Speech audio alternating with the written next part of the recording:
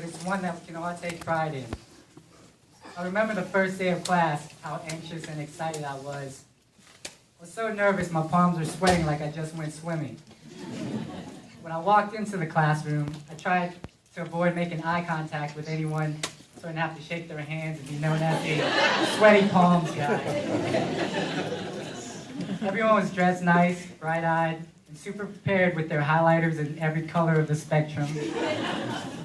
As I was looking around the classroom, I noticed that I was just one of 2 male students at the time. And I thought to myself, this is going to be great. I get to be surrounded by a classroom full of females for the next 2 years. Well, 2 years and a couple gray hairs later, I'm like, please get me out of this classroom full of females. First day of class, we spent going over the syllabus and course guidelines. And we talked a little bit about therapeutic communication.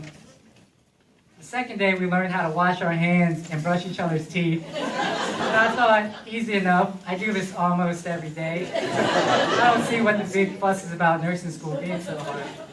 The third day, we're assigned 300 pages to read, 2 5-page research papers to write, and an 80-question test to take 2 days later. And nursing school tests are like no other test any of us have ever taken before. You can't just memorize a word and pick out the correct answer, because all of the answers are correct. You had to pick the best answer. I can't imagine how hard it was for some of my classmates who could spend hours trying to pick out the best pair of shoes to wear with their outfits, let alone a potentially life-changing answer on a test. So most of us survive the first few weeks, and we make it to the clinical portion of the program, but we have to take care of real patients. Not like those simulation dummies that just lay there with a smile on their face, even when you make a mistake or accidentally pull their arms off. The first day of clinical, I remember it like it was yesterday. It was a very scary ordeal for some of us, having to deal with loose bowels, bedwetting, nausea and vomiting. And that was just us before even leaving the house.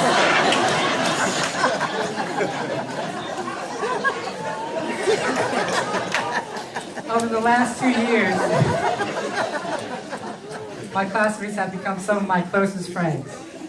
They're the only ones I can talk to about the color and consistency of bodily fluids and still maintain their undivided attention. This experience has given us a very special bond with each other. I've spent so much time with these ladies, I think my cycle has synced up with theirs. And it would usually happen right after a test.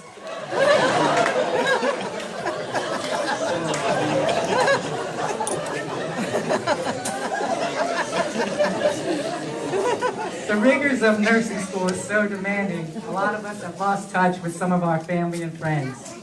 We would still talk or text with them occasionally, and they would say something to the effect of, hey man, I haven't seen you in a while, when are we going to hang out again? And my response would be, well, I graduate in 2 years, how about we pencil something in for then? Well, my dear friends, then is now.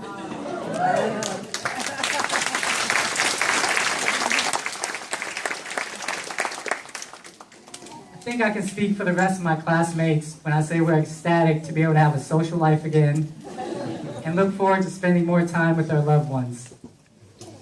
Our tenure here at the fine Beasley School of Nursing has been a great experience, but like with all great things comes with a bittersweet ending.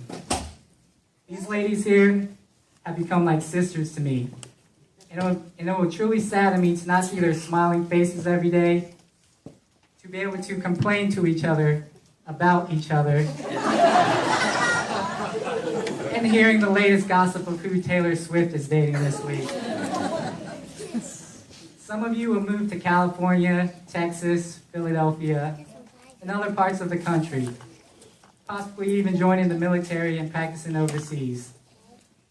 I would like to thank each and every one of you for the great memories and the times that we spent together as you continue your journey to becoming amazing nurses. You will truly be missed. A great author by the name of Maya Angelou once said, I've learned that people will forget what you said, people will forget what you did, but people will never forget how you made them feel. Thank you.